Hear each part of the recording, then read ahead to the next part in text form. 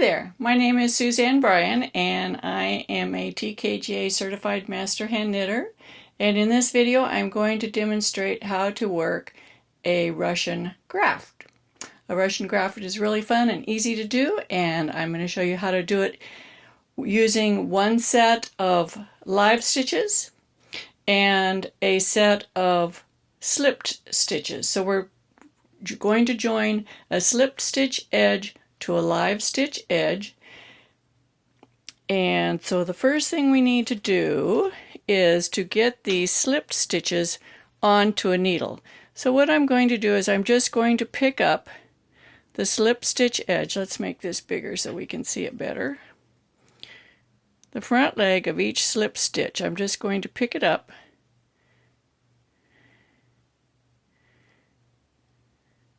and put it on a needle.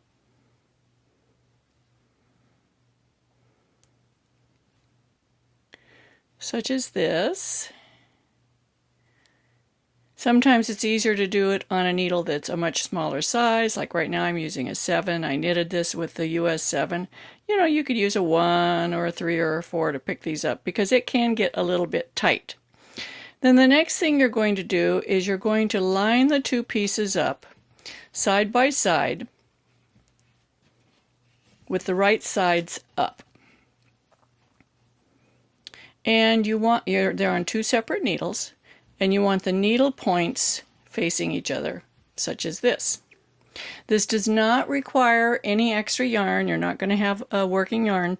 You're just going to be working with these stitches. So we're going to start out by slipping the stitch from the right needle.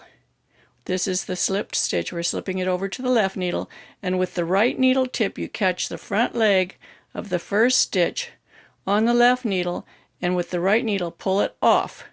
So that first slipped stitch is now around the neck of that stitch. That first stitch from the left needle. Then you take the left needle, you go through the stitch you slipped over, grab the front leg of the next stitch on the right needle and pull it over to the left needle, allowing the stitch from the left needle to slide off.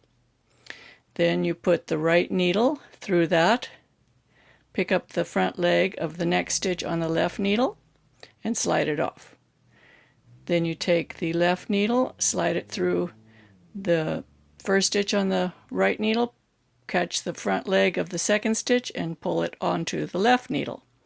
And you just keep doing this back and forth. It's a two-step process. It's like creating a zipper. And it zips the two pieces of fabric together. This is really fun to do. Once you become proficient at it, it's very quick and it makes a tidy graft. This is the Russian graft. And I'll show you a sample of what it looks like once I get these all together on a lace shawl. Now this is not something that you would use for a shoulder join or anything like that where you need something structurally sound. This does not replace a 3-needle bind off and such. But when you're putting lace pieces together, like joining a lace border to the body of a lace piece, this is a great join, a great grafting method. I hope I'm not calling it a Russian join because it's really a Russian graft. Russian join is where you put the ends of two pieces of yarn together. Now we have one stitch left, so we're just going to graft it onto here. And then we have a tail. Usually when you're working this, you're working it towards a cast-on edge, and you take the tail and pull it through the last stitch.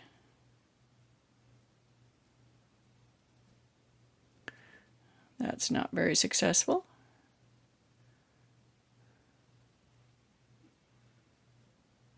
And pull it off. Now, if you wanted to, and so here, let's see what it looks like. Isn't that cool? Looks like a zipper. I love it.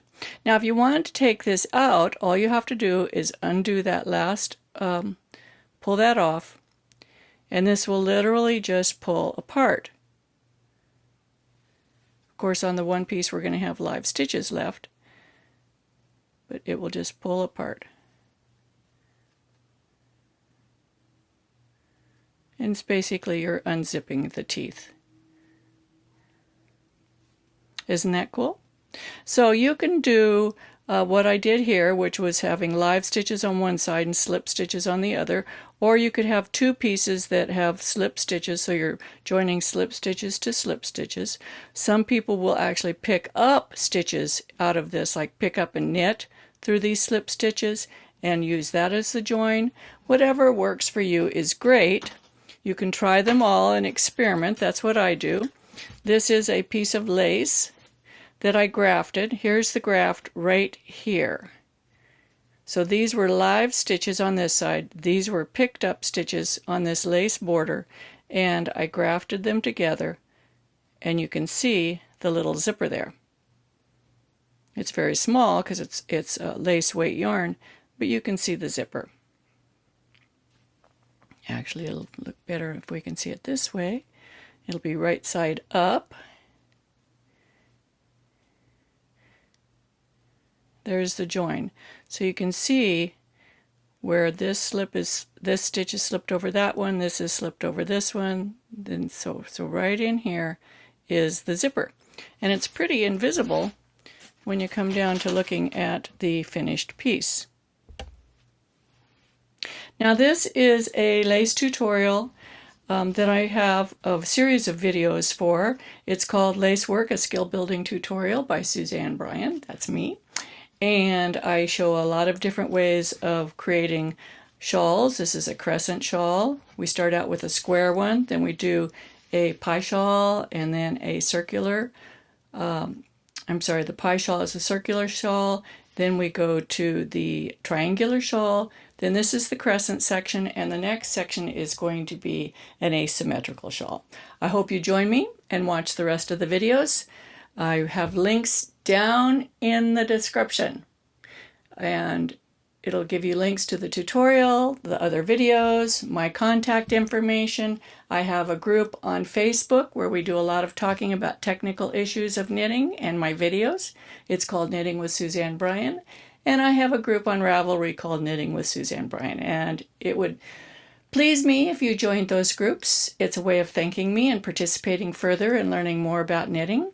And also if you would subscribe to my channel. And just an FYI, if I go too fast in my videos or too slow, there is a little thing that you can click on your video. Sometimes it says more, sometimes it's a little setting button, and it's usually down in this area of the video. Sometimes it's up in this corner, depending on what kind of phone or iPad or computer that you're using.